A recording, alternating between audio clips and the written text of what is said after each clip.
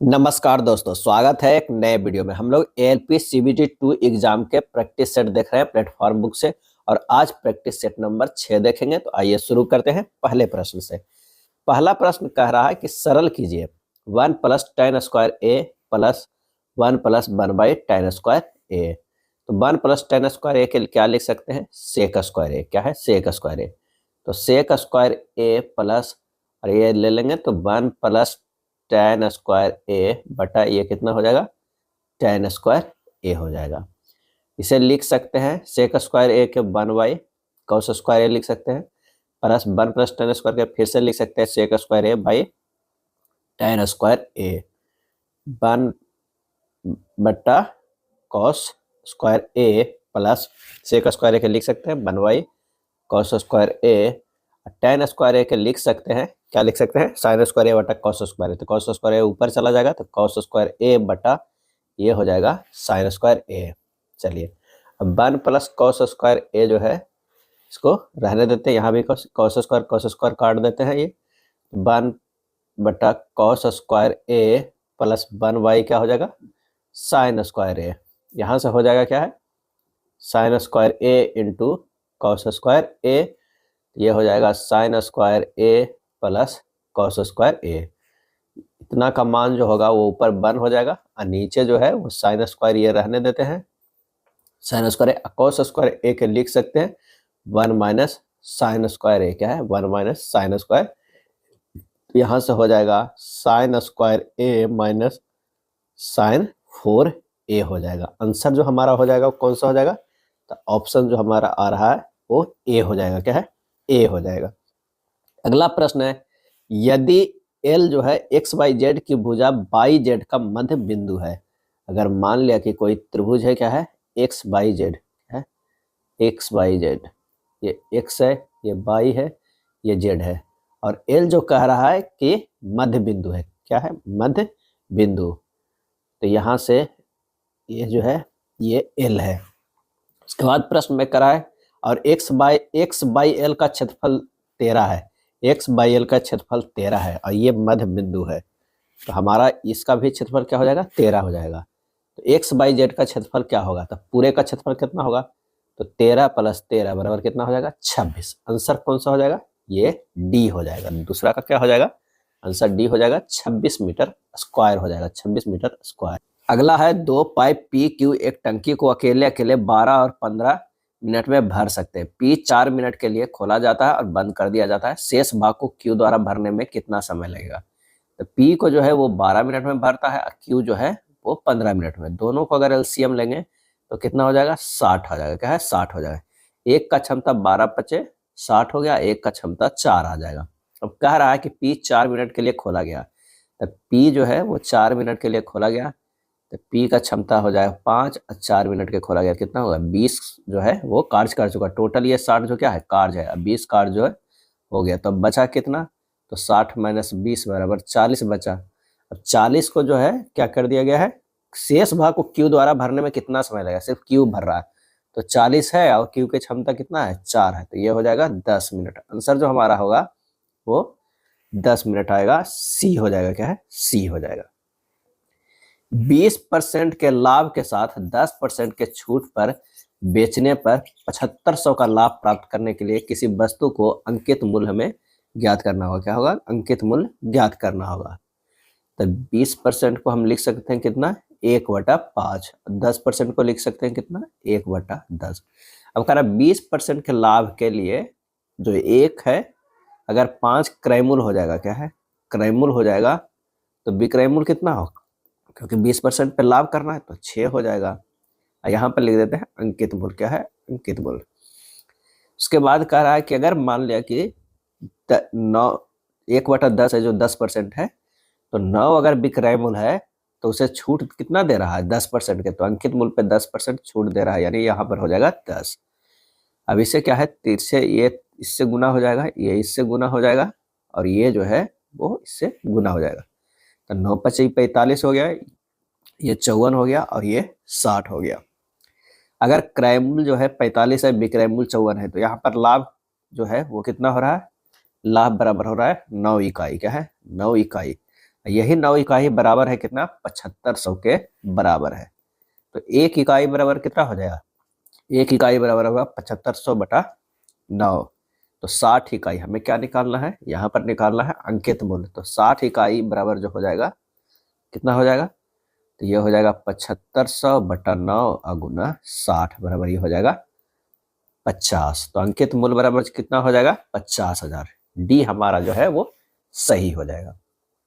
पहले 2 वर्षों के लिए साधारण ब्याज की दर 6%, अगले 2 वर्षों के लिए 7% और 4 वर्ष से अधिक किसी भी अवधि के लिए 8% है। तो 7 वर्ष के अंत में किसी मूलधन पीक पर प्राप्त जो है ब्याज कितना होगा कुल। तो माना कि मूलधन जो है वो क्या है, पी है, क्या है, पी है। अब 7 वर्षों के ब्याज निकालते हैं, 7 वर्षों का, तो ये हो जाएगा कितना, 2 गुना 6 प्लस हो जाएगा 2 गुना 7 प्लस हो जाएगा 3 गुना 8%, यानी 12%, 14% प्लस 24%, टोटल कितना हो गया, 50% हो गया। अब क्या है, 50% किसका है, पी का हमें निकालना है। तो पी गुना 50 बटा 100 यानी हो जाएगा पी बटा 2 हो जाएगा, क्या है। अंत में किसी मूलधन पी पर प्राप्त कुल ब्याज कितना होगा, तो पी बाई 2। आंसर जो हमारा होगा वो डी होगा, क्या है, डी होगा। एफ बल के अंतर्गत एक एम द्रव्यमान का कण आर त्रिज्या के वृत्तीय पथ पर नियत चाल से चल रही है, इसकी चाल क्या हो जाएगी, इसकी चाल जो हो जाएगी वो ए हो जाएगा, एफ आर बटा एम होगा।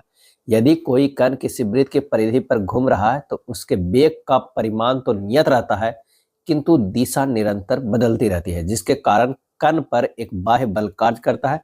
इस बल की दिशा वृत्त के केंद्र की ओर हमेशा दृष्ट रहती है। इस बल को अभिकेंद्रीय बल कहते हैं।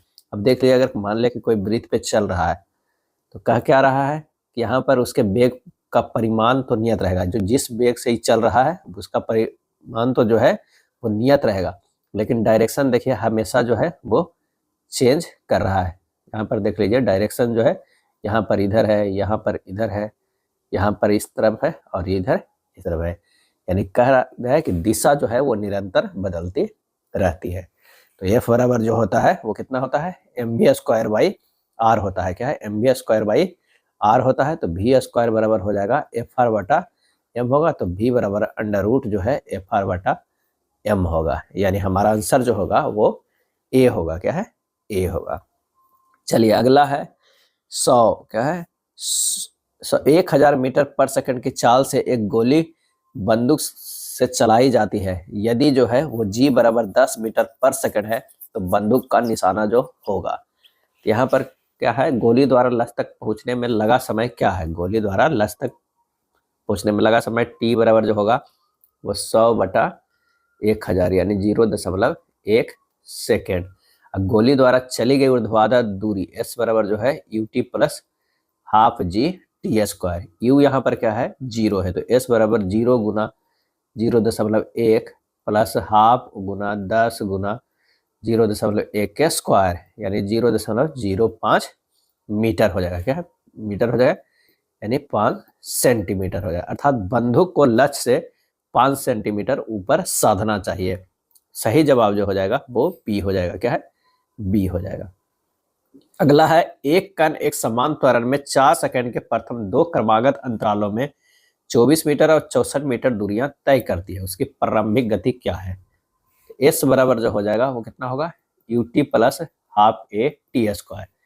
टी बराबर जो है वो 4 सेकंड और एस बराबर जो है वो क्या है, 24 मीटर, यानी 24 बराबर 4u प्लस हाफ ए 4 के स्क्वायर, क्या है, ये हो जाएगा 8a प्लस 4u बराबर 24, 2a प्लस u बराबर 6। ये इक्वेशन तो हमारा 1 हो जाएगा। अब एस बराबर जो है 24 प्लस 64 यानी कितना हो जाएगा, 88 मीटर। तो 88 बराबर जो हो जाएगा 8u प्लस हाफ ए 8 के स्क्वायर। ये हो जाएगा हमारे पास जो है दूसरा इक्वेशन। चाहे सिंपल कर लेते हैं, ये हो जाएगा कितना, 32a प्लस 8u बराबर 88 यानी 4a प्लस u बराबर क्या है, 11, 4a प्लस u बराबर 11। ये इसे दूसरा या इसे दूसरा कर लीजिए। अब 1 और 2 को अगर हम हल करेंगे तो u बराबर जो हमारा होगा 1 मीटर पर सेकंड, क्या है, 1 मीटर पर सेकंड। आंसर जो हमारा होगा ए होगा, क्या है, ए होगा। अगला है किसी वस्तु का भार पृथ्वी की सतह पर 90 किलोग्राम भार है, यदि इसे पृथ्वी की त्रिज्या के आधी के बराबर ऊंचाई पर ले जाया जाए तो इसका भार क्या हो जाएगा। तो W1 जो होगा ऊंचाई पर ले जाने पर mg1 हो जाएगा और W जो है वो mgi, किसके बराबर, यही भार होता है।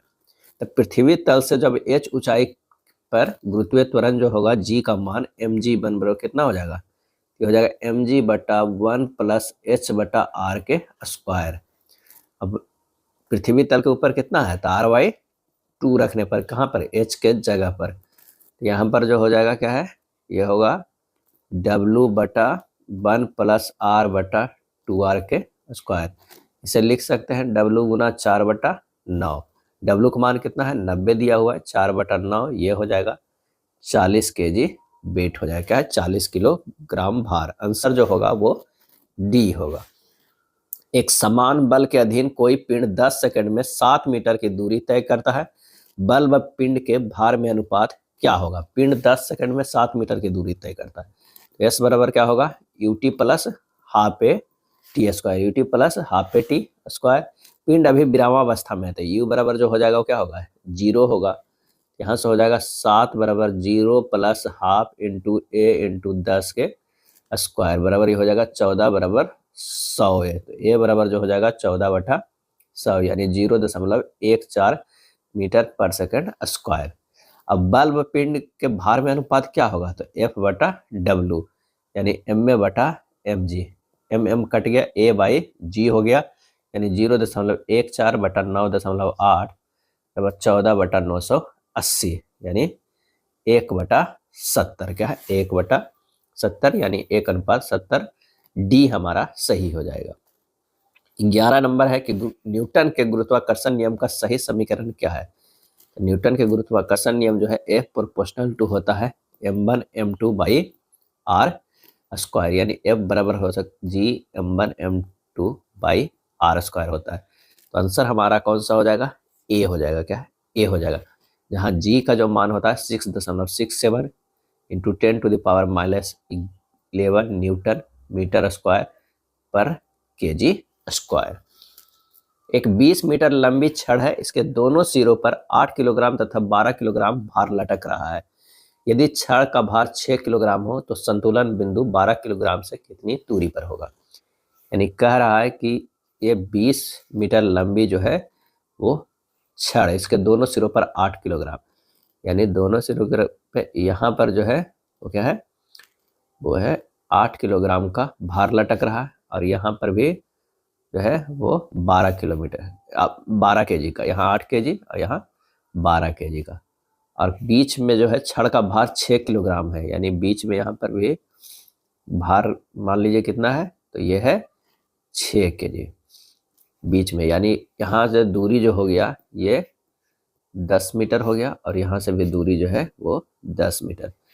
अब संतुलन बिंदु 12 किलोग्राम से कितनी दूरी पर है, तो यहाँ पर मान लीजिए कि x दूरी पर कहीं पे है संतुलन बिंदु, क्या है यहाँ पर संतुलन बिंदु है। तो आइए यहाँ से फार्मूला लगा देते हैं। माना कि संतुलन बिंदु 12 किलोग्राम भार से x दूरी पर होगा, तब संतुलन क्या होगा, 8 गुना टोटल 20 में से x हो गया, ये 20 माइनस x हो जाएगा, अब प्लस 6 क्या है 6 गुना 10 माइनस x हो जाएगा। ये दूरी जो है 12 केजी तक वो 10 है, लेकिन यहाँ पर संतुलन बिंदु है तो 10 माइनस x इक्वल टू हो जाएगा 12। ये जो x दूरी है 12 गुना x है, बस इसे सोल्व कर लेना है। ये हो जाएगा 160 minus 8x plus 60 minus 6x बराबर 12x, ये हो गया 26x, 26x बराबर 220, x बराबर हो जाएगा 220 बटा कितना हो जाएगा 26, मान आ जाएगा 8.46 मीटर, 8.46 मीटर। आंसर जो हमारा होगा वो सी होगा, क्या है सी होगा।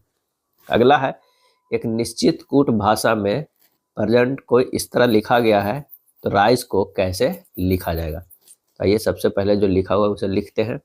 यहाँ पर लिखा हुआ है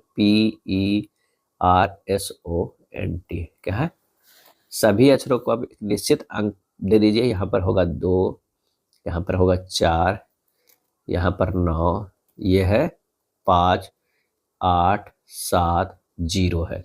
उसी तरह इसका भी जो अंक दिया हुआ है, आर के जगह पर देखिए 9 है, यहाँ भी आर के जगह पर 9 ही है, यानी सभी अक्षरों का एक निश्चित अंक का कोड किया गया है। तो हमें निकालना क्या है, STAREN। एस का कोड क्या है, 5 है, टी का 0 है, ए का कितना है, 6 है, आर का कितना है, 9 है, ई का 4 और एन का 7 है। आंसर जो हमारा होगा वो सी हो जाएगा। क्या, सी हो जाएगा। कथन एवं निष्कर्ष का प्रश्न है, कुछ संगीतकार गिटार वादक है।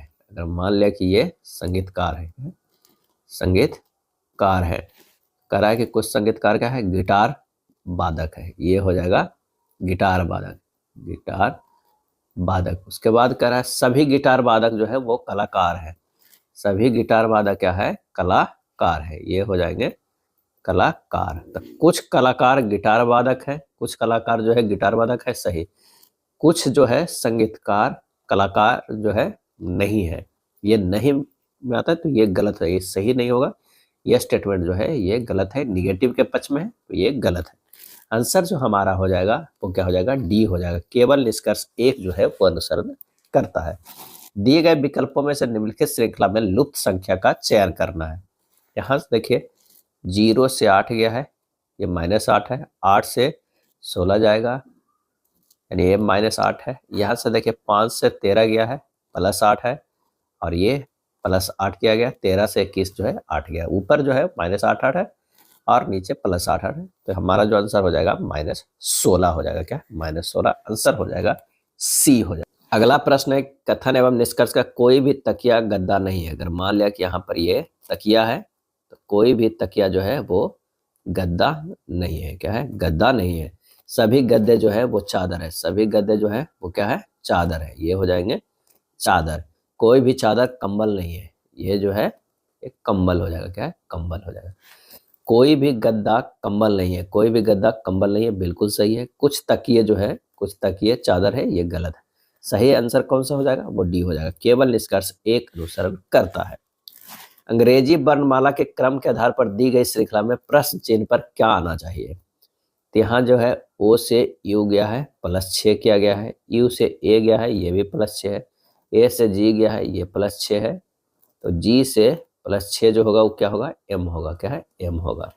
अगला है सी से जी गया है, +4 है, जी से के गया है, +4 है, और के से ओ गया है, ये भी +4 है, ओ से +4 अगर करेंगे तो क्या होगा, एस होगा। एम और एस एक ही ऑप्शन में मिल रहा है, वो हो जाएगा हमारा ए हो जाएगा। अगला प्रश्न है, रंगीन ड्राइंग शीट की क्या सीमितता है। तो इसका सही आंसर हो जाएगा, यह रेखाओं के उभार में बाधक होती है। आंसर जो हमारा हो जाएगा वो ए हो जाएगा। क्या है, ए हो जाएगा। इंजीनियरिंग ड्राइंग में ज्यादातर सफेद ड्राइंग शीट का प्रयोग किया जाता है। अगला है, ड्राइंग बोर्ड विभिन्न भागों से मिलकर बना होता है जिनमें से एक बैटन है। बैटन का उद्देश्य क्या है। तो इसका सही आंसर हो जाएगा सी, पहियों को सपोर्ट देना। क्या है, पहियों को सपोर्ट देना। कौन सी पेंसिल जिसमें मुक्त हस्त चित्रण, फ्री हैंड ड्राइंग किया जाता है। और इसका सही आंसर हो जाएगा वो है HB। क्या है, HB है। यह एक मध्यम ग्रेड का पेंसिल है। क्या है, मध्यम ग्रेड का। और इसका पूरा नाम जो है वो क्या है, हार्ड एंड ब्लैक। क्या है, हार्ड एंड ब्लैक। HB का पूरा नाम हार्ड एंड ब्लैक होता है। अगला प्रश्न है, सोल्व करना है। चलिए आइए इसे सोल्व करते हैं। यहाँ पर जो ये हो जाएगा 7/6, और यहाँ पर भाग हो जाएगा 4, भाग हो जाएगा 4 + 6/20। क्या है, 20। और इसे सिंपल करते हैं तो 7/6 ये हो जाएगा 4। क्या हो जाएगा, 7/6/4, और ये हो जाएगा भागा कितना, 43/10। क्या है, 43/10। इसे और सोल्व करेंगे, ये कितना हो जाएगा 43/10, तो ये हो जाएगा कितना, 7/6 भागा हो जाएगा, ये होगा 4 × 10। क्या है, 4 × 10/43। क्या है, 4 × 10/43। इसे और सिंपल करेंगे तो 7/6 × 43/40। ये हो जाएगा 7/129 बटा कितना हो जाएगा, 20। 129/20 हो जाएगा। इसे और सिंपल करेंगे तो ये हमारा आ जाएगा कितना, 7 × 20/129 बराबर 140/129। 140/129 आंसर जो हमारा होगा वो सी हो जाएगा। अगला प्रश्न है, चक्रवृद्धि ब्याज पर निवेशित 25,000 की राशि एक वर्ष में अर्धवार्षिक 4% वर्ष की दर से बढ़कर कितनी हो जाएगी। चक्रवृद्धि के मिश्रधन बराबर जो हो जाएगा वो 25,000 गुना 102/100 गुना 102/100 कर देना है। तो यहाँ पर जो हो जाएगा कितना 26,010, क्या है 26,010 रुपया। आंसर हमारा कौन सा होगा वो बी हो जाएगा, क्या है बी हो जाएगा। वह छोटी से छोटी संख्या कौन सी है जो 12, 20 और 24 द्वारा विभाजित किए जाने पर प्रत्येक दशा में जो है 8 ही बचता है। तो 12, 20 और 24 का एलसीएम जो हो जाएगा वो कितना हो जाएगा 120 हो जाएगा। अभी संख्या 120 प्लस 8 जो है 128 हो जाएगा। आंसर हमारा होगा बी होगा। जुबीन और परवीन क्रमशः 36 मिनट और 60 मिनट में किसी कार्य को पूरा कर सकते हैं। जुबीन से शुरू करते हुए वे काम पूरा होने तक वैकल्पिक रूप से 1 मिनट हेतु काम करते हैं। अंत में काम करने वाले को ही अपनी अंतिम बारी में 1 मिनट से कम समय हेतु काम करने की अनुमति प्राप्त है। दोनों को काम पूरा करने में कितना समय लगेगा। जुबीन जो है वो क्या है, अगर जुबीन की बात करें तो ये 36 मिनट में करता है, परवीन की बात करते हैं तो ये 60 मिनट में। दोनों का एलसीएम जो होगा 180 होगा। इसकी क्षमता जो है 5 है और इसकी क्षमता कितनी है 3 है। पहले मिनट में जुबीन द्वारा किया गया कार्य कितना है 5 है। दूसरे मिनट में परवीन द्वारा किया गया क्या है 3 है। यानी 2 मिनट में कार्य जो होता है वो 8 संपन्न होता है। चूंकि दोनों वैकल्पिक रूप से 1 मिनट है तो काम करते हैं, तो 44वें मिनट में किया गया कार्य कितना हो जाएगा 8 गुना 22 बराबर कितना हो जाएगा 176 इकाई। क्या है 176 इकाई हो गया। कितना 44 मिनट में हो गया। अब काम कितना बचा 180 माइनस 176 बराबर 4 इकाई बच गया है। अब किसके द्वारा किया जाएगा जुबीन के द्वारा ये किया जाएगा। तो शेष कार्य जो है वो 4 वो किया गया है जुबीन के द्वारा, यानी 4/5। जब सेकेंड में ले आए तो ये 60 से करेंगे तो ये 48 सेकेंड हो जाएगा। क्या है सेकेंड हो जाएगा, क्योंकि मिनट में फ्रैक्शन में आएगा तो यानी सेकेंड में कर दीजिए 47। पहले टोटल काम हुआ था 44 मिनट, अब प्लस अब कितना है 48 सेकंड हुआ, यानी 44 मिनट 48 सेकंड में पूरा काम फिनिश हो जाएगा। आंसर जो हो जाएगा वो कौन सा होगा बी होगा। राजेश जो है, राजेश क्या है वो 5 मीटर प्रति सेकंड की गति से पैदल चल रहा सकता है या 20 मीटर प्रति सेकंड की गति से साइकिल चला सकता है। वह परिवहन के दोनों तरीकों के संयोजन से 600 मीटर की दूरी तय करने के लिए 45 सेकंड लेता है। राजेश ने साइकिल कितनी देर तक चलाई है। अब माना कि राजेश ने साइकिल जो है वो 1 सेकंड चलाया, पैदल कितना चलेगा तो 45 माइनस 1 सेकंड, क्योंकि टोटल जो चला है वो 45 सेकंड चला है। 5 गुना 45 माइनस एक्स प्लस 20 गुना एक्स, 20 मीटर प्रति सेकंड की गति साइकिल चला रहा है तो 20 गुना एक्स बराबर ये हो जाएगा 600। हल कीजिएगा 225 माइनस 5x प्लस 20x बराबर क्या हो जाएगा 600। तो ये हो जाएगा कितना, तो ये हो जाएगा 15x बराबर 600 माइनस 225 बराबर कितना 375। तो x बराबर जो आ जाएगा कितना 375/15 यानी 25। अब राजेश ने साइकिल क्या है 25 सेकंड तक चलाई है। साइकिल का ही पूछ रहा है, आंसर हो जाएगा हमारा सी हो जाएगा। फारेनहाइट तापक्रम पर जो है सामान्य ताप या कक्ष तापमान 298 केल्विन का मान जो है वो क्या होगा। 298 जो केल्विन है उसको हमें मान निकालना है फारेनहाइट पे। क्या है फारेनहाइट पे, तो जो हमारा हो जाता है टी जो है वो केल्विन बराबर जो होगा टी फारेनहाइट प्लस कितना हो जाएगा 459.67 गुना 5/9। बस इसे रख दीजिए, मान रख दीजिए, यहाँ पर हो जाएगा कितना, तो केल्विन जो है वो 298 बटा क्या हो जाएगा टी प्लस 459.67 गुना 5/9। टी फारेनहाइट बराबर होगा 298 गुना 9/5 में से घटा देना है कितना 459.67। तो टी जो है वो फारेनहाइट बराबर जो हो जाएगा 536.4 माइनस 459.67 यानी ये हो जाएगा 76.7 यानी कितना 77 फारेनहाइट। आंसर जो हो जाएगा वो बी हो जाएगा। आप इस फार्मूला से भी रख के बना सकते हैं f माइनस 32/180 बराबर c बटा 100 बराबर k माइनस 273 बटा कितना हो जाएगा 100। यहाँ से भी इन दोनों रिलेशन को लेकर आप सोल्व कर सकते हैं। आंसर यही आएगा। डी घनत्व वाले जल के पृष्ठ से h गहराई पर कुल दाब जो होगा वो कितना होगा, तो ये होगा रो जी एच के तुल्य होगा। क्या है इसके तुल्य होगा। आंसर जो हमारा होगा वो बी होगा। सम आयतनिक प्रक्रम यानी आइसोकोरिक प्रोसेस में क्या होता है? इसमें जो होता है वो डेल डब्ल्यू इक्वल टू 0 होता है। क्या है? डेल डब्ल्यू 0 होता है। और रुद्रोष्म परिक्रम में या परिवर्तन में क्या होता है? डेल क्यू बराबर जो है वो 0 होता है। तो ये ध्यान रखिएगा। अब समतापिक प्रतिक्रिया में क्या होता है? तो ये डेल टी 0 होता है। तीन चीज को हमेशा ये ध्यान रखना होगा। एक तो है सम आयतनिक प्रक्रम में जो है वो क्या है? डेल डब्ल्यू 0 होता है। और रुद्रोष्म परिवर्तन में जो है वो डेल क्यू 0 होता है। और समतापिक प्रक्रिया में जो है वो डेल टी 0 होता है। एक दंड चुंबक द्वारा उत्पन्न दो बल रेखाएं एक दूसरे को क्या है? एक दूसरे को क्या करते हैं? आंसर हो जाएगा काटती नहीं। एक दूसरे को जो है वो काटती नहीं, उदासीन बिंदु पर काटती है। चुंबक के ध्रुवों के समीप काटती है, चुंबक के विषुवतीय अक्ष पर काटती है तो नहीं, वो कभी काटती ही नहीं। आंसर जो हमारा हो जाएगा वो डी हो जाएगा।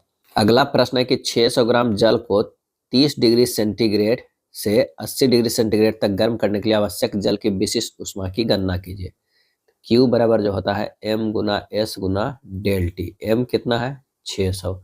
s क्या है? 1 है। डेल टी जो हो जाएगा 80 माइनस 30 हो जाएगा, यानी 600 गुना 50, 6 पचे 30 पे ये 1000, यानी 30,000 जो हो जाएगा वो कैलोरी क्या है? कैलोरी हो जाएगा।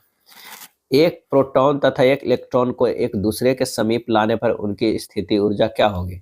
वो घट जाएगी। क्या है? घट जाएगी। प्रोटॉन धनावेशित कण है, इसकी खोज रदरफोर्ड ने की थी। इलेक्ट्रॉन ऋणात्मक आवेश है, इसकी खोज जे थॉमसन ने की थी। इलेक्ट्रॉन के ग्रहण से ऋणावेशित तथा त्याग से धनावेशित परमाणु बनते हैं। अगला है एक व्यक्ति अधिक से अधिक 35 किलोग्राम भार उठा सकता है। उस पिंड का वायु में अधिकतम भार क्या होगा जिसे वह व्यक्ति जल के भीतर उठा सकता है? माना कि उस पिंड की वायु में भार जो कितना है? डब्ल्यू के जी है। क्या है? डब्ल्यू के जी। जल में डुबाने पर भार में कभी होगा डब्ल्यू माइनस 35 के जी भार हो जाएगा। पिंड का आयतन घनत्व क्या है? घनत्व जो है 3 गुना 10 के पावर 3 बटा 1 गुना 10 के पावर 3 हो जाएगा, यानी 3 होगा। अब पिंड का आयतन घनत्व क्या होगा? तो पिंड का वायु में भार क्या है? डब्ल्यू। अब बटा जल में पिंड के भार में कभी डब्ल्यू माइनस 35, ये कितने के बराबर होगा? 3 के बराबर होगा, क्योंकि पिंड का आयतन घनत्व कितना हुआ? 3। तो डब्ल्यू बराबर हो जाएगा 3W माइनस 105, यानी 2W बराबर 105। डब्ल्यू बराबर 105 बटा 2, यानी 52.5 kg हो जाएगा। आंसर हो जाएगा ऑप्शन डी होगा। यदि शब्द बैंकिंग के प्रत्येक अक्षर को अंग्रेजी वर्णमाला के क्रम में व्यवस्थित किया जाए तो कितने अक्षरों का स्थान जो है वो अपरिवर्तित रहेगा? यहाँ पर BSCKING को अगर हम अंग्रेजी वर्णमाला के क्रम में सजाएंगे तो ABCGIKN होगा। यहाँ पर जो है वो CC नहीं परिवर्तन हो रहा है, और कौन कौन नहीं हो रहा है? एक I नहीं हो रहा है। आंसर हमारा जो हो जाएगा वो 2 होगा। क्या है? 2 होगा। एक निश्चित कूट भाषा में BACHT को लिख सकते हैं 35, सैलोड के 24, तो एनालिस्टिक को कैसे लिख सकते हैं? तो यहाँ पर देखिए, यहाँ पर सिर्फ इसका स्थानीय मान को जोड़ते हैं। बाई का जो होता है वो कितना होता है?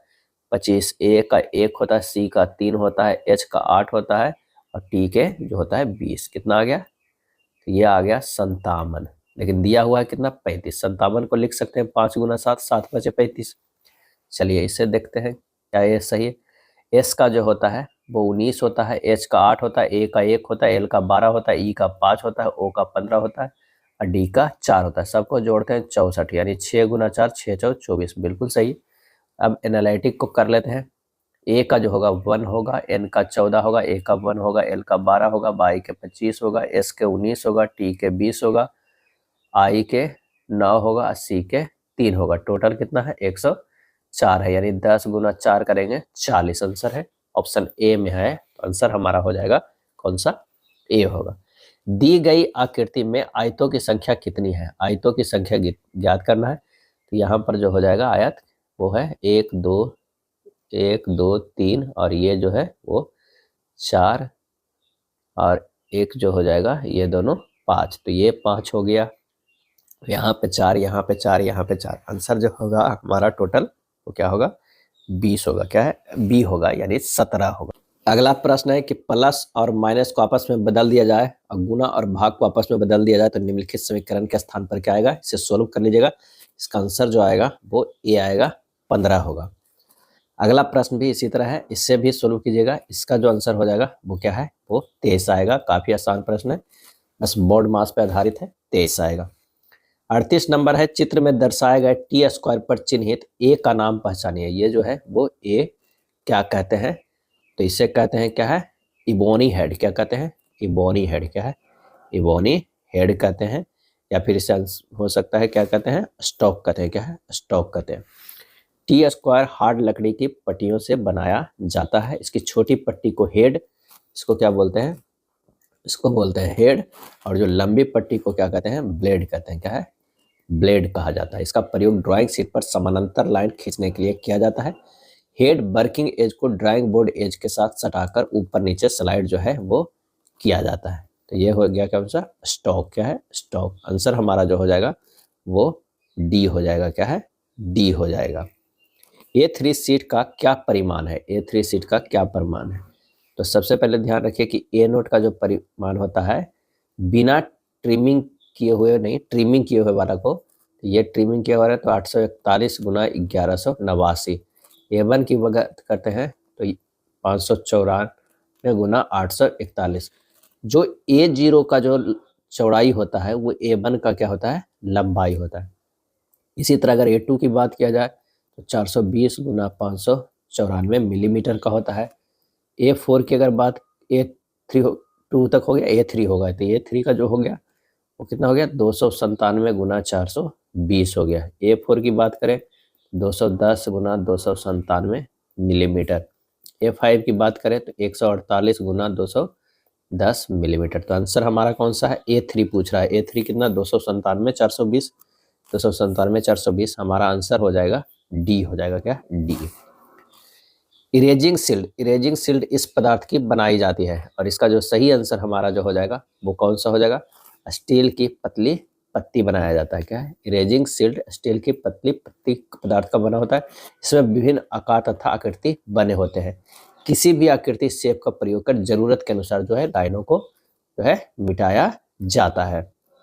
अगला है, किसी संख्या को जब 2, 3, 4, 5 और 6 से विभाजित किया जाता है तो प्रत्येक स्थिति में जो है वो शेषफल क्या बचता है, 1 बचता है।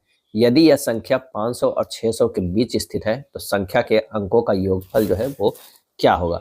तो 2, 3, 4, 5, 6 का अगर हम एलसीएम लेंगे तो हमारा एलसीएम कितना हो जाएगा, 60 आ जाएगा। अब 500 और 600 के बीच में 60 से विभाज्य कितना होगा, एक तो होगा 540 जो है, और अभिष्ट संख्या कितना आ गया, तो 540 प्लस 1 कितना हो गया, 541।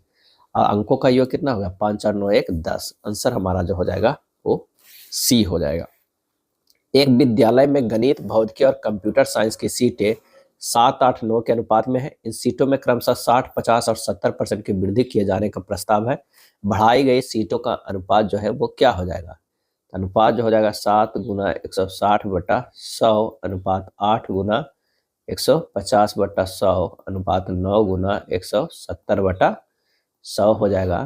तो ये हमारा कितना हो जाएगा, ये कट जाएगा, तो ये हो जाएगा 107 गुना 16। क्या है, 7 गुना 16 कर दीजिए, 7 गुना 16 अनुपात 8 गुना 15 अनुपात जो है वो कितना हो जाएगा, 8 गुना 15 अनुपात 9 गुना 17। ये सुनना ये सब काट दीजिए, तो 9 गुना 17 हो जाएगा। ये हो जाएगा 112 अनुपात 120 अनुपात 153। सही जवाब जो हो जाएगा वो बी हो जाएगा। एक छात्र को परीक्षा में बैठने के लिए 221 दिनों की उपस्थिति अनिवार्य है। छात्र 208 दिन उपस्थित रहता है और उपस्थिति में 5% की कमी की वजह से उसे परीक्षा के लिए अपात्र घोषित कर दिया गया। परीक्षा में बैठने के लिए कितने प्रतिशत उपस्थिति जो है वो अनिवार्य है। अब माना कि कुल उपस्थिति कितना है, 100 है, तो 208 प्लस 100 गुना 5 बटा 100 बराबर कितना हो जाएगा, 221 पुरना चाहिए, क्योंकि ये 5% से जो है वो कमी रह गया है। ये हो जाएगा 5x बटा 100 बराबर 13। x बराबर कितना आ जाएगा, 260। उपस्थिति परसेंटेज बराबर कितना है, 221 बटा 260 गुना 100, ये जो है 85%। यानी टोटल जो उपस्थिति तो होना चाहिए वो 260 होना चाहिए, 221 में जो है वो क्या क्या दिया जाए है, उपस्थिति अनिवार्य कर दिया गया है। तो कितना परसेंटेज हो गया, वो 85% है। 221 जो है वो 85% है, किसका, 260 का। 30 व्यक्ति एक निश्चित काम को प्रतिदिन 8 घंटे कार्य करते हैं। 15 दिनों में पूरा करते हैं, 40 व्यक्ति उसी काम को प्रतिदिन 6 घंटे काम करते हैं, कितने दिनों में जो है वो पूरा करेंगे? तो M1D1H1 बराबर हो जाएगा M2D2H2, यानी 30 गुना 8 गुना 15 बराबर हो जाएगा 40 गुना 6 गुना x। x बराबर होगा 30 गुना 8 गुना 15 बटा 40 गुना 6। कैलकुलेट कीजिएगा, ये 15 दिन आ जाएगा। कितने? 15 दिन आ जाएगा। यदि किसी आयत की नई लंबाई मूल लंबाई की 3 गुनी है और नई चौड़ाई मूल चौड़ाई की आधी है, तो परिणामतः बने आयत के क्षेत्रफल और मूल आयत के क्षेत्रफल के बीच का अनुपात क्या होगा? अगर मान लिया कि मूल जो है वो L है, B है, क्षेत्रफल क्या होगा? LB होगा। ये 3LB/2 है, तो इसका क्षेत्रफल होगा 3LB/2, यानी हो जाएगा कितना? 1.5 LB हो जाएगा, 1.5 LB। अब कह रहा है अभिष्ट अनुपात 1.5 LB/LB, यानी ये हो जाएगा कितना? 15/10, यानी 3 और 2, यानी 3/2 के अनुपात में। आंसर हमारा कौन सा होगा? बी होगा। अगला प्रश्न है, कील का एक सिरा नुकीला दूसरा सिरा चौड़ा बनाया जाता है, इसका कारण क्या है? तो इसका जो मेन कारण है वो है कि गाड़ने वाले स्थान पर दाब अधिक लगे। क्या है? गाड़ने वाले स्थान पे जो है वो दाब अधिक लगे, इस तरह की ये नुकीला बनाया जाता है ताकि ये यहाँ पर जो है वो दाब जो है वो अधिक लगे। क्या है? दाब अधिक लगे। दो पिंडों का A जिसका द्रव्यमान 1 किलोग्राम और B द्रव्यमान 3 किलोग्राम को क्रमानुसार ऊंचाई 16 मीटर और 25 मीटर से छोड़ा गया।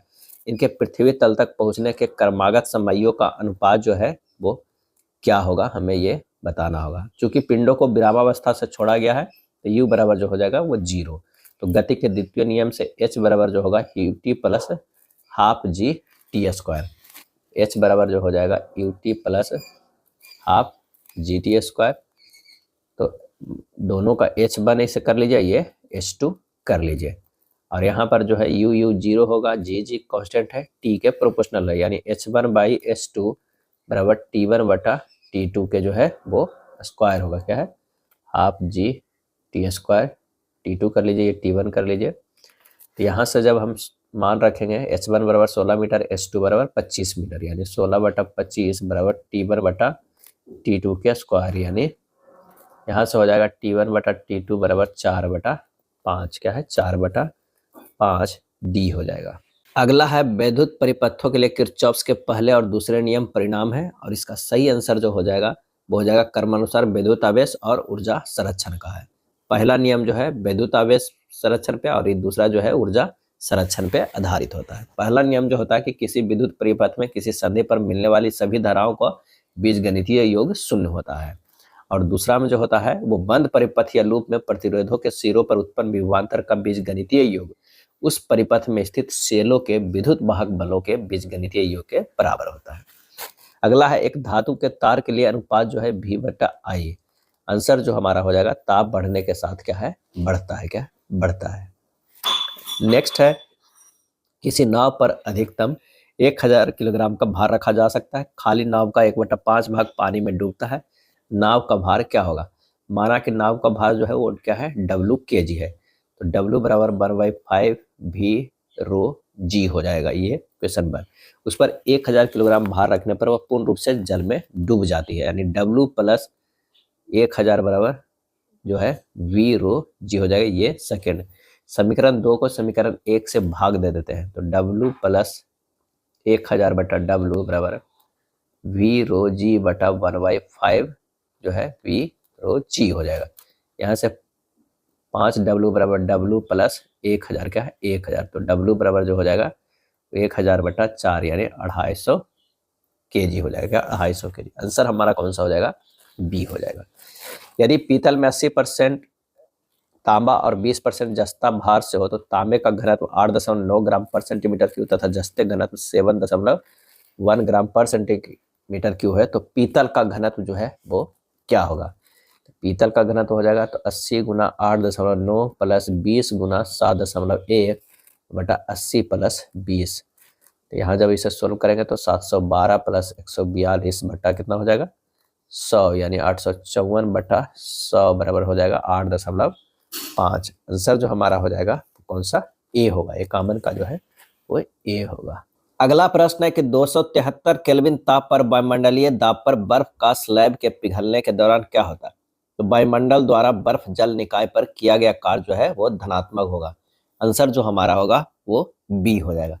बर्फ के पिघलने पर जो है वो क्या होता है, घनत्व क्या है, घनत्व बढ़ता है, क्या है, बढ़ता है, और आयतन जो है वो घटता है।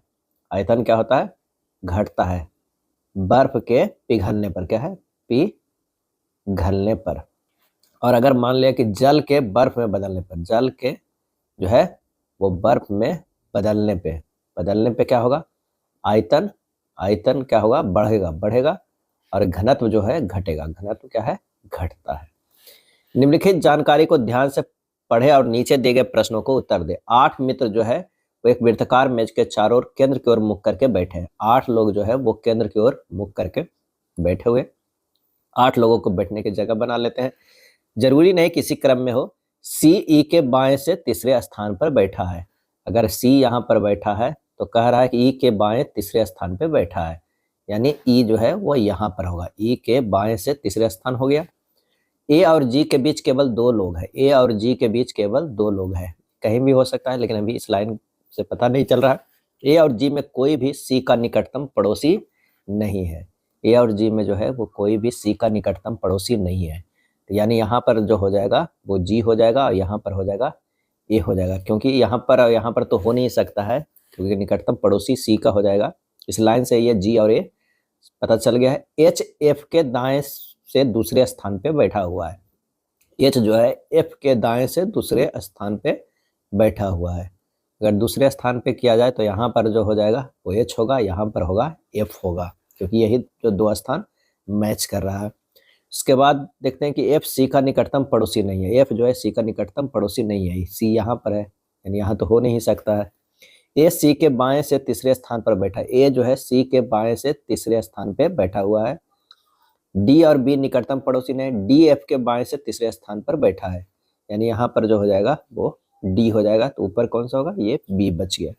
कौन सा व्यक्ति बी के बाईं ओर एकदम बगल में बैठा हुआ है, तो वो बैठा हुआ एच, क्या है, बैठा हुआ एच। आंसर हो जाएगा हमारा सी हो जाएगा। बी के बाईं ओर कौन बैठा हुआ है, एच बैठा। आर पी एम आई जी डी एक्स भी एस, यहाँ देख रहे हैं कि आर से आई गया है, कितना हो गया है, -9। पी से जी गया है, ये भी -9 है। एम से डी गया है -9। एक्स से जो है -9 करेंगे तो वो होगा।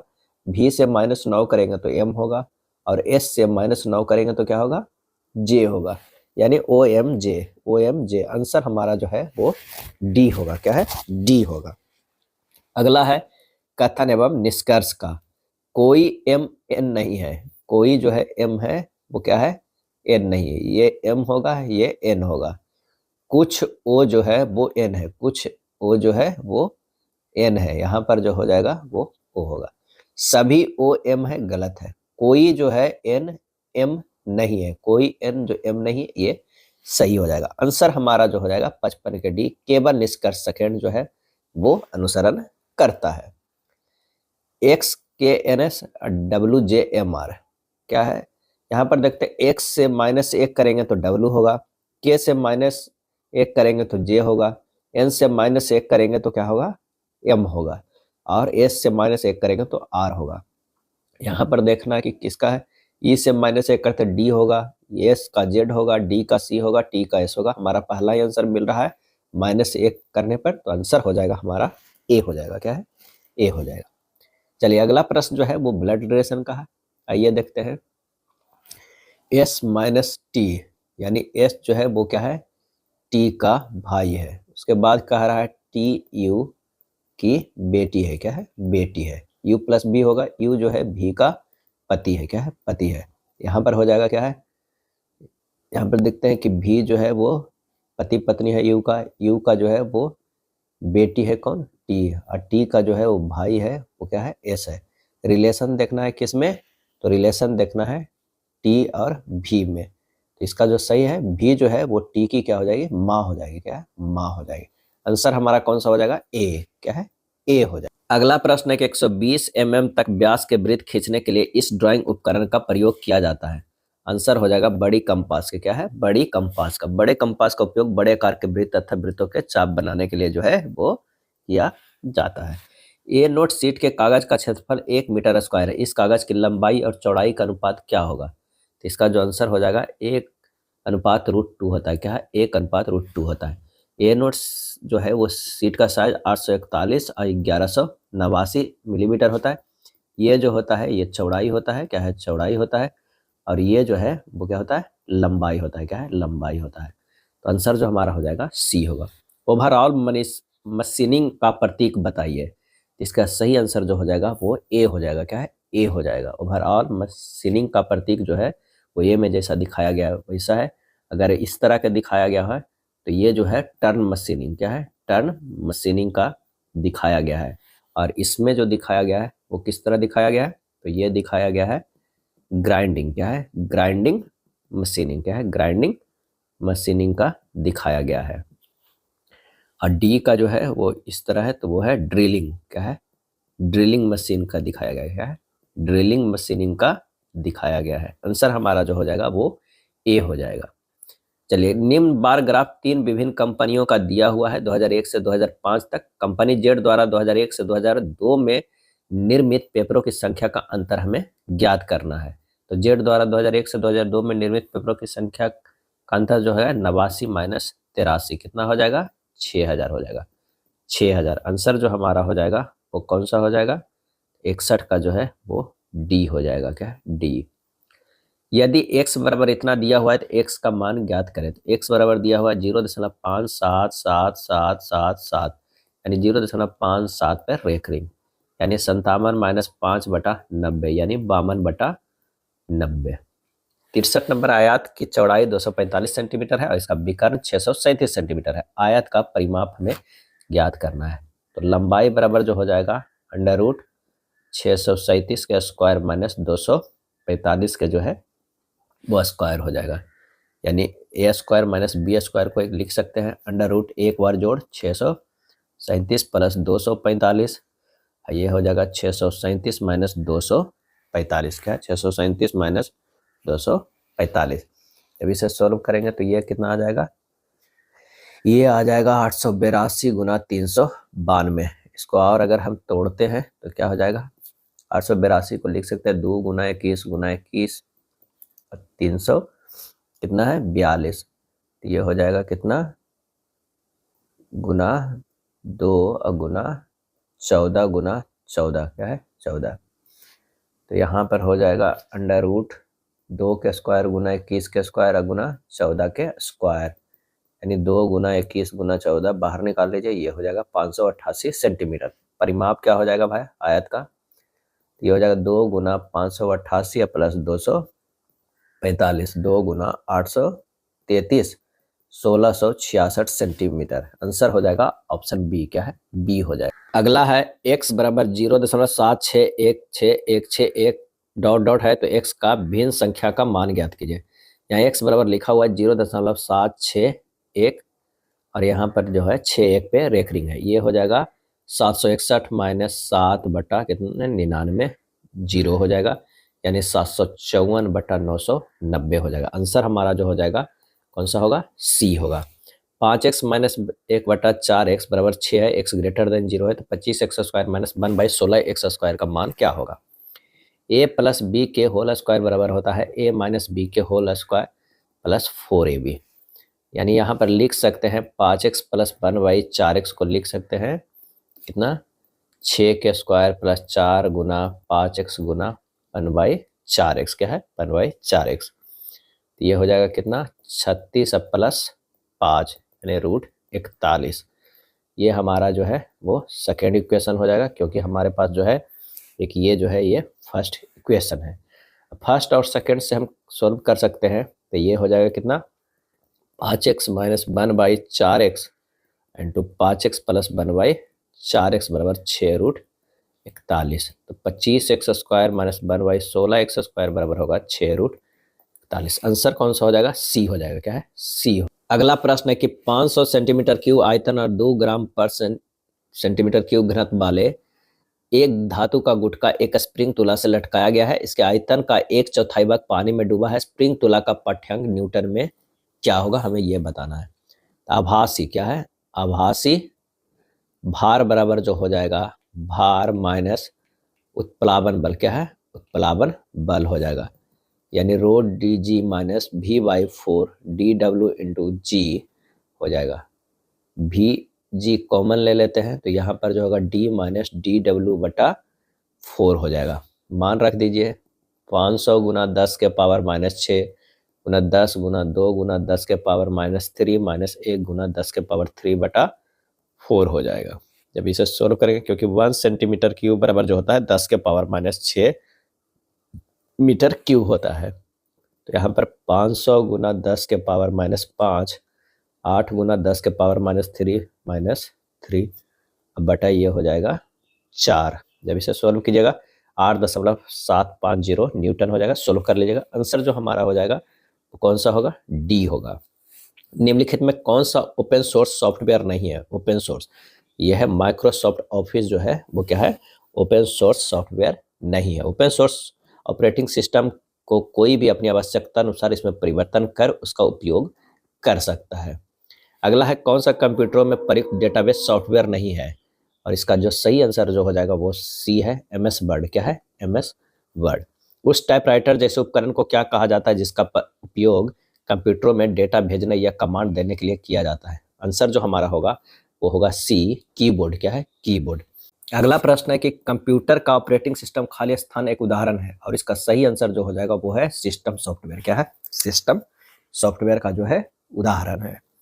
यूटिलिटी सॉफ्टवेयर के बारे में भी कई बार पूछा जाता है, उसके अंतर्गत आता है antivirus, backup, program, file manager. और सिस्टम सॉफ्टवेयर में आता है कौन कौन, विंडोज, यूनिक्स, लाइनेक्स, मैकक्स, ये सब जो आता है वो सिस्टम सॉफ्टवेयर में आता है। चलिए, दो बिंदुओं के बीच वोल्टेज को मापने के लिए सभी परिपथों में वोल्ट मीटर को कैसे जोड़ा जाता है?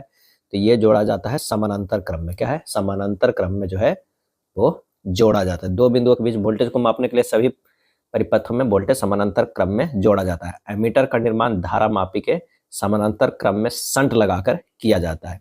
वोल्ट मीटर उच्च प्रतिरोध वाले कुंडली गैल्वेनोमीटर है, और आदर्श वोल्ट मीटर का प्रतिरोध जो है अनंत होता है। कई बार पूछा जाता है कि आदर्श वोल्ट मीटर का प्रतिरोध क्या होगा? प्रतिरोध जो होगा वो क्या होगा, अनंत होगा। क्या है, अनंत होगा। विद्युत मोटर में चुंबकीय क्षेत्र में कुंडली के घूर्णन की दिशा ज्ञात करने के लिए इनमें से किसका प्रयोग किया जाता है? और इसका सही आंसर हो जाएगा बी, फ्लेमिंग के बाएं हाथ के नियम का प्रयोग किया जाता है। क्या है बाएं हाथ का नियम? कि यदि हम अपने अंगूठे, तर्जनी और दाहिने हाथ के मध्यमा अंगुली को एक दूसरे के लंबता व्यवस्थित करते हैं तो अंगूठा जो है वो चुंबकीय क्षेत्र के सापेक्ष कंडक्ट की गति को, दिशा को इंगित करता है, तर्जनी चुंबकीय क्षेत्र की दिशा का, और मध्यमा जो अंगुली है वो प्रेरित धारा की दिशा को इंगित करता है। मान लिया कि अगर बाएं हाथ की उंगली की बात किया जाए तो इस तरह के जो है वो अरेंजमेंट है। तो यहाँ पर जो ये अंगूठा है, ये थंब जो है वो क्या करता है, मोशन बताता है, मोशन बताता है। और ये फर्स्ट फिंगर जो है, फर्स्ट फिंगर वो क्या है, डायरेक्शन ऑफ मैग्नेटिक फील्ड बताता है। क्या है, मैग्नेटिक फील्ड का डायरेक्शन बताता है। क्या है, डायरेक्शन बताता है। और सेकंड जो है, ये जो है सेकंड फिंगर जो है वो डायरेक्शन ऑफ करंट बताता है। क्या है, वायर में जो करंट का डायरेक्शन है वो बताता है। तो आंसर हमारा कौन सा हो जाएगा, बी हो जाएगा। निम्नलिखित प्रश्न में दिए गए विकल्पों में से संबंधित अक्षर युग्म को पहचानना है। एफ से बी गया है, ये -4 है। सी से वाई गया है, -4 है। क्यू से एम गया है, माइनस जो है वो माइनस क्या है, 4 है। तो ए से हम देख रहे हैं डब्लू गया है, ये -4 किया गया है। एम से आई -4, जी से सी जो गया है वो -4 है। आंसर जो हमारा हो जा रहा है वो सी हो जा रहा है। क्या है, सी हो जा रहा है। अगला प्रश्न है पी क्यू की दादी है। पी जो है वो क्या है, वो क्यू की दादी है। क्या है, क्यू की जो यहाँ पर ये हो जाएगा, ये दादी है। आर एस का भाई है। आर जो है वो क्या है, एस का भाई है। ये एस का जो हो जाएगा भाई हो जाएगा। और पी का पति है। क्या है, पी का पति है, ये पति हो जाएगा। और ये दादी है, और ये जो है एस क्यू जो है वो पोता या पोती है। यदि एस एक महिला है, यदि एस जो है एक महिला है, क्या है, महिला है, तो एस का क्यू से क्या संबंध है, क्यू से क्या संबंध है? तो पी का पति जो आर है और एस जो है का भाई है कौन, आर है। तो यहाँ से कह रहा है कि क्यू से एस का है, ये संबंध हमें देखना है। तो ये जो हो जाएगा ग्रैंड मदर। क्या है, ग्रैंड मदर हो जाएगा। आंसर जो हमारा हो जाएगा डी। क्या है, डी हो जाएगा। अगला प्रश्न है कि उस बेन आरेख का चयन कीजिए जो निम्नलिखित के बीच के संबंध को सर्वोत्तम ढंग से निरूपित करता है। चंद्रमा, उपग्रह और आकाशीय पिंड। आकाशीय पिंड के अंतर्गत ही आता है उपग्रह और उसके अंतर्गत आता है चंद्रमा। तो आंसर हमारा कौन सा हो जाएगा? सी हो जाएगा। कथन एवं निष्कर्ष का प्रश्न है। सभी चिकित्सक खिलाड़ी हैं। ये जो है वो चिकित्सक है। चिकित्सक, सभी चिकित्सक जो है वो क्या है? खिलाड़ी है। क्या है? खिलाड़ी है। और कुछ खिलाड़ी जो है वो क्या है? शिक्षक है। ये जो है वो शिक्षक है। कुछ खिलाड़ी चिकित्सा के साथ साथ शिक्षक भी हैं। ये गलत है। सभी शिक्षक जो है वो खिलाड़ी हैं। ये भी गलत है। आंसर जो हो जाएगा वो सी हो जाएगा। क्या है? सी होगा। राहुल अपने घर से पार्क जाने के लिए चलना शुरू करता है। वह पूरब की ओर 50 मीटर चलता है। पूरब की ओर जो है वो 50 मीटर चलता है। फिर वह दक्षिण की ओर मुड़ता है और 10 मीटर चलता है। दक्षिण मुड़ता है और 10 मीटर चलता है। फिर वह दाएं मुड़ता है। क्या है? दाएं मुड़ता है और 40 मीटर चलता है। ये जो हो जाएगा वो 40 मीटर चलता है। अंत में वह दाएं मुड़ता है और 20 मीटर चलता है। अंत में जो है वो दाएं मुड़ता है और 20 मीटर चलकर पार्क पहुंच जाता है। उसका घर से पार्क किस दिशा में है? यहाँ से घर से निकला था, पार्क इस दिशा में यानी उत्तर पूर्व में है। क्या है? उत्तर पूर्व में है।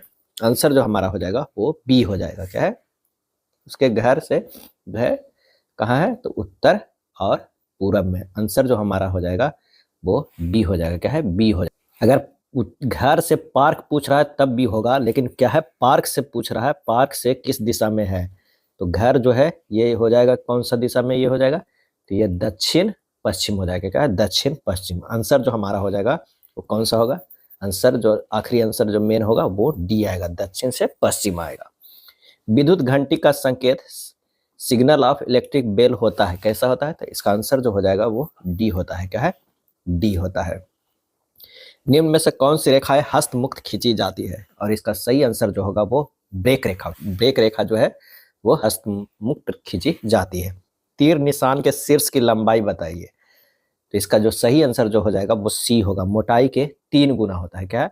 मोटाई का 3 गुना होता है। 1:3 में होता है। इसकी मोटाई तथा लंबाई का अनुपात जो होता है तीर निशान का 1:3 होता है। अगला है पाई आरेख एक विशेष वर्ष के दौरान किसी देश से विभिन्न उत्पादों के आयात पर एक कंपनी की वार्षिक व्यय को दर्शाता है। यदि उस वर्ष के दौरान जैव रासायनिक और वस्त्रों के आयात पर व्यय की गई राशि 8 करोड़ थी, तो उस वर्ष सभी उत्पादों के आयात पर व्यय की गई कुल धन अनुमानित राशि कितनी थी? तो जैव रासायनिक और वस्त्रों के आयात पर व्यय की गई कितनी राशि है? वो है 8 करोड़। अब प्रश्न में कह रहा है 42 डिग्री प्लस 58 डिग्री बराबर कितना है? 8 करोड़। तो 100 डिग्री बराबर कितना होता है? 8। तो 360 डिग्री बराबर जो हो जाएगा वो 8/100 गुना 360 यानी कितना हो जाएगा? 28.8 करोड़ है। क्या है? बस इसमें डिग्री का है हमें ध्यान देना होगा। आंसर जो हमारा जो हो जाएगा लगभग 29 करोड़ के बराबर। एक शहर की वार्षिक वृद्धि दर 2% है। यदि वर्ष 2020 में इसकी जनसंख्या जो है वो 1.5 लाख थी, 1.5 लाख थी, तो 2023 में इसकी जनसंख्या कितनी हो जाएगी? तो ये 1.5 लाख जो था पर साल 2% बढ़ रहा है। तो 2020 से 2021, 2021 से 2022 हो गया और ये हो गया 2022 से 2023। बस इसे सॉल्व करना है। 15 गुना 102 गुना 102 गुना 51 ये क्या हो जाएगा? 51/50 हो जाएगा। क्या है? 51/50 हो जाएगा। जब इसे सॉल्व कीजिएगा तो ये हो जाएगा 3 गुना 102 गुना 102 गुना 51/10। ये हो जाएगा 15918.2। आंसर जो हमारा होगा वो बी होगा। क्या है? बी होगा। कॉस 120 डिग्री का सटीक मान ज्ञात करें। कॉस 120 डिग्री का, तो इसे लिख सकते हैं cos 90 degree plus 30 degree. Answer हो जाएगा माइनस साइन 30 डिग्री, क्योंकि हमें फार्मूला जानते हैं कि कॉस 90 प्लस थीटा बराबर क्या होता है? Minus sine theta. तो माइनस 130 डिग्री ये हो जाएगा माइनस हाफ यानी माइनस 0.5। आंसर जो होगा वो बी होगा। क्या है? बी। अगला प्रश्न, निम्नलिखित आंकड़ों का मानक विचलन ज्ञात कीजिए। मानक विचलन यानी स्टैंडर्ड डेविएशन निकालना है। फार्मूला जो होता है वो क्या होता है? तो वो होता है under root sigma X minus X bar के स्क्वायर बटा एन हो जाएगा। एक्स दिए गए प्रेक्षण है, एक्स बार प्रेक्षणों का माध्य होता है, एन जो होता है प्रेक्षणों की कुल संख्या होता है। तो एक्स जो यहाँ पर दिया हुआ प्रेक्षण कितना? 5 3 4 7 दिया हुआ है। एक्स बार यानी प्रेक्षणों का माध्य जो होगा 5 + 3 + 4 + 7 बटा कितना हो जाएगा? 4। 19/4 यानी 4.75। अब यहाँ से मानक विचलन निकालना है। मानक विचलन बराबर जो हो जाएगा अंडर रूट 5 माइनस 4.75 के स्क्वायर प्लस 3 माइनस 4.75 के स्क्वायर प्लस 4 माइनस 4.75 के स्क्वायर प्लस 7 माइनस 4.75 के स्क्वायर। अब बटा जो हो जाएगा 4, क्या है बटा 4 है। बस इसे सोल्व करना है। जब ये सोल्व कीजिएगा तो ये अंडर रूट 0.25 के स्क्वायर प्लस माइनस 1.75 के स्क्वायर प्लस माइनस 0.75 के स्क्वायर प्लस 2.25 के स्क्वायर। अब बटा हो जाएगा कितना 4। ये आ जाएगा under root 0.0625 plus 3.0625 plus 0.5625 plus 5.0625 हो जाएगा। अब बटा जो हो जाएगा ये 4। इसे सॉल्व करेंगे तो 8.75 बटा 4 के अंडर रूट में यानी 2.96 बटा 2 यानी 1.48 1.48 आ गया। आंसर जो हो गया वही हो गया। काफ़ी ये इंपॉर्टेंट फार्मूला है, इसे ध्यान रखिएगा। निम्नलिखित का मान ज्ञात कीजिए। निम्नलिखित का मान ज्ञात कीजिए तो ये हो जाएगा साइन 25 डिग्री। आप साइन 65 डिग्री को लिख सकते हैं क्योंकि साइन जो है वो 90 डिग्री माइनस थीटा बराबर जो होता है वो कॉस थीटा होता है। क्या है कॉस थीटा होता है। तो जो कॉस जो है 90 डिग्री माइनस थीटा बराबर क्या होता है साइन थीटा होता है। ये दोनों लगा दीजिए तो ये हो जाएगा कॉस 25 डिग्री हो जाएगा। अब माइनस कॉस 25 है, इसको लिख दीजिए साइन 25 डिग्री लिख दीजिए। तो यहाँ से हमें मिल जाएगा मान कितना हो जाएगा sine 25 degree cos 25 degree minus जो है वो कॉस 25 डिग्री साइन 25 डिग्री, तो माइनस माइनस 0 हो जाएगा। आंसर जो हमारा हो जाएगा वो 0 हो जाएगा। अगला है 86 नंबर कि 10 ओम प्रतिरोध वाले एक विद्युत परिपथ में परिवाहित धारा I जो है वो 5 एम्पियर है, तो प्रति सेकंड उत्पन्न ऊष्मा जो है वो कितनी होगी। R बराबर जो है वो कितना है वो 10 ओम है, I बराबर जो है वो 5 एम्पियर है, T बराबर जो है 1 सेकेंड होगा, H बराबर जो होगा I स्क्वायर RT होगा। 5 का स्क्वायर गुना 10 गुना 1 यानी 250 जूल हो जाएगा। आंसर जो हमारा हो जाएगा कौन सा बी होगा। क्या है बी होगा।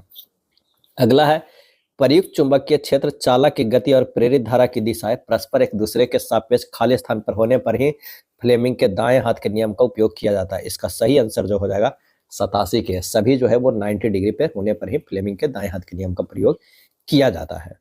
खतरनाक अपशिष्ट के निपटान की सर्वोत्तम विधि क्या है, और इसका सही आंसर हो जाएगा ए भस्मीकरण या जलाना है। 0.7 ओम प्रतिरोध 1 मीटर लंबाई और 0.2 mm व्यास वाले तार के पदार्थ की प्रतिरोधकता जो है वो कितनी होगी।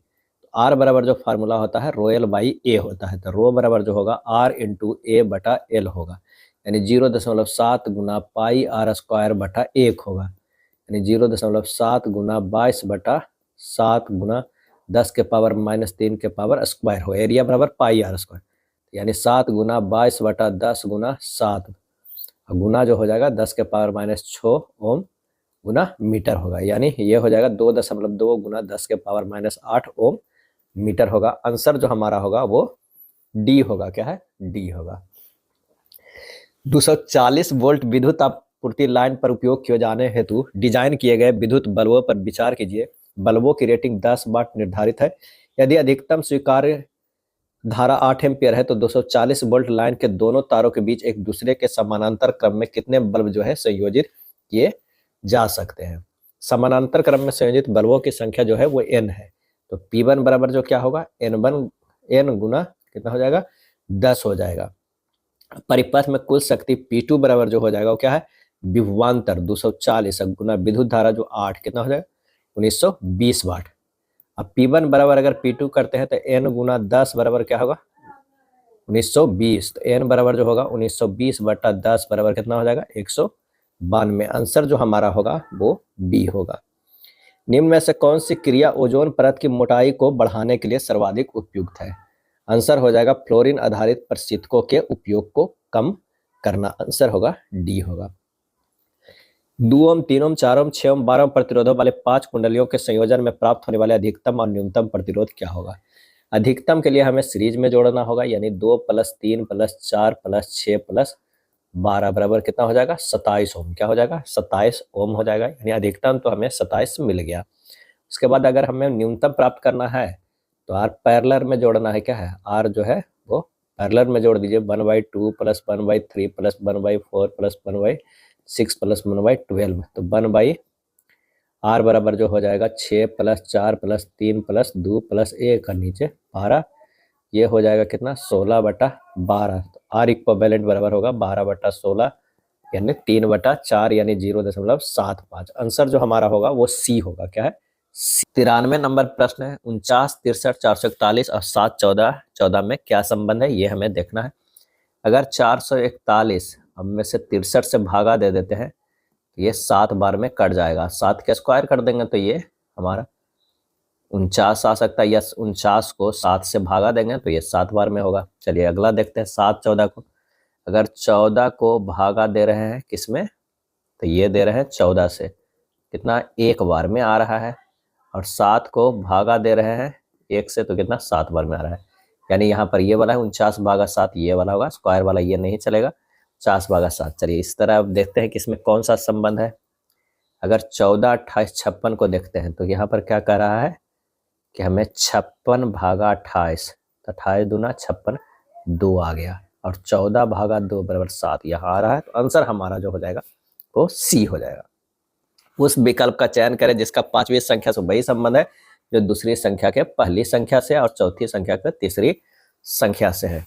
8 और 67 में रिलेशन, 8 के स्क्वायर करेंगे तो 88, 64 प्लस 3 करते हैं तो होता है 10 के स्क्वायर 100 प्लस 3 103 हो रहा है। 17 के अगर हम स्क्वायर करेंगे तो हमारा कितना हो जाएगा 289 हो जाएगा। 289 प्लस 3 292। आंसर जो हमारा हो जाएगा वो कौन सा होगा, वो डी के बराबर होगा। क्या है? डी के बराबर होगा। अगले प्रश्न पे चलते हैं। एक निश्चित कूट भाषा में फ्रेम को इस तरह लिखा जाता है, पीस को इस तरह लिखा जाता है, उसी कूट भाषा में ब्रूम को कैसे लिखा जाएगा। तो यहाँ पर क्या करना है कि कुछ दिया हुआ एफ से आर, एफ से एच गया है, एफ से एच गया है प्लस 2 किया गया है, आर से जो किया गया है पी है तो आर से -2 किया गया है, ए से जो है वो +2 किया गया है तभी सी आया है, एम से जो है -2 किया गया है तो आया है के, यानी +2 -2 का सभी में सीरीज चल रहा है। तो अगर हम देखा जाए कि इसका BROOM का, बी से जो है +2 शुरुआत में करना है तो डी आता है, आर से -2 तो पी है, ओ से +2 है तो क्यू है, ओ से -2 है तो एम है, और एम से +2 है तो ओ है। आंसर जो हमारा आ जा रहा है वो सी आ रहा है। क्या? सी आ रहा है। नेक्स्ट है 46 से 68, 46 से अगर 68 है तो +20 किया गया है, उसके बाद कितना वो नहीं पता है, लेकिन 138 से 188 देख रहे हैं तो ये है +50 है, और 188 208 देखा जाए तो ये +20 है। क्या है? +20 है, यानी एक में 50 और 20 है। अब 20 का रिलेशन है तो 68 और 50 कर सकते हैं, 68 और 50 कितना हो जाएगा 118। आंसर आ रहा है, बिल्कुल आ रहा है ए में। 96 का जो हो जाएगा वो ए हो जाएगा। अगला है, एक शाम सूर्यास्त से ठीक पहले सोनल अपनी कोचिंग क्लास में लौट रही थी। वह चौराहे पर बस की प्रतीक्षा कर रही थी जहां उसकी मुलाकात सामने से आ रही अपनी सहेली शालिनी से हुई।